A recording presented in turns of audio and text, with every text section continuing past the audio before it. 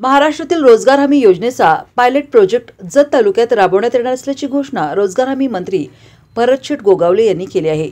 सांगलीच्या जतमध्ये आयोजित शेतकरी मेळाव्यात त्यांनी ही घोषणा केली आहे। त्याचबरोबर या योजनेतील शर्ती आणि अटी देखील शिथिल करण्याची भूमिका घेतली जाईल आणि या योजनेमुळे जत तालुक्याचा सर्वांगीण विकास होईल असा विश्वास देखील गोगावले यांनी व्यक्त केला आहे। या मेळाव्याप्रसंगी आमदार सदाभाऊ खोत, आमदार गोपीचंद पडळकर, पाशा पटेल, सांगलीचे नूतन जिल्हाधिकारी अशोक काकडे यांच्यासह मान्यवर मंडळी मोठ्या संख्येने उपस्थित होते। यावेळी नागरिकही सहभागी झाले होते। निकष केंद्राचा 5 एकरच्या पुढे आणि जे काय तुम्ही मग सांगितलं अशाबाई असे काही जिल्ह्यातले तालुक्यात, गावात, वस्त्यात जमीन आहे पण उपयोग नाही। यासाठी काय करता येते का? महाराष्ट्रातले आपले सगळे खासदार, आपले मंत्रिमंडळातले आपले 3 शिलेदार, मुख्यमंत्री, 2 उपमुख्यमंत्री यांच्या माध्यमातून कायदा तर आपणच करतो, आपणच बदलतो। त्यामुळे काय फार मोठं नाही, आपण ठराव करून सगळ्या पाठवण्याचा प्रयत्न करू।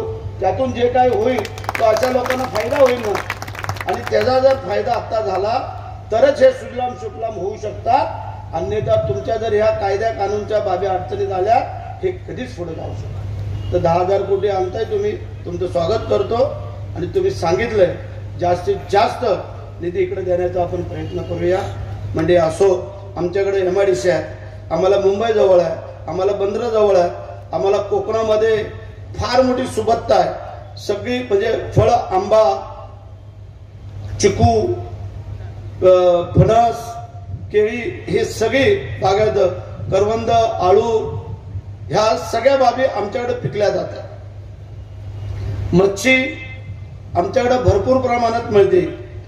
त्यानंतर जे काय भात आहे, तुम्ही भात इकडे करता काय माहिती नाही, परंतु आमच्याकडे भात हे जास्त प्रमाणात, नाचणे असते। परंतु ह्या सगळ्या बाबतीमध्ये जर पाहायला गेलं, आमचा प्रत्येक एक माणूस मुंबईला गेला।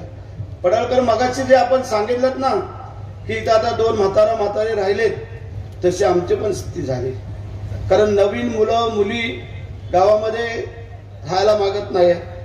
तुम्ही आता सांगितलं तो हॉटेलमध्ये जाऊन काम करल, कपडा मारायचा, ग्लास उचलण्याची, उष्टी दुसऱ्याची, पण स्वतःच्या शेतीमध्ये राबायसाठी त्याला लाज वाटते। पण आज सांगतो, आमच्या या खात्याच्या मार्फत तुम्हाला लखपती बनवण्याची योजना जी एक शासनाने दिलेली आहे त्याचा जास्तीत जास्त उपयोग तुमच्या या जत विधानसभा मतदारसंघासाठी करून देतो। तुम्हाला सगळ्यांना धन्यवाद देतो। मगाशी येण्यास थोडा उशीर झाला, आम्हाला माहिती नव्हतं, एवढं अंतर आहे, पहिलीच वेळ आहे, परंतु रस्ते चांगले आहेत। आता राहिलेले तुमचे जे काय गावातले रस्ते असतील, शेतजमिनींचे जे काय तुमचे रस्ते असतील, त्यानंतर इतर जी काय छोटी छोटी कामं असतील ती वेगवेगळ्या हेडमधून तुम्हाला परिपूर्ण करून देण्याची जबाबदारी आम्ही घेतो। तुम्हाला धन्यवाद देतो मनापासून आणि माझ्या 2 शब्दाला पूर्णाराम देतो।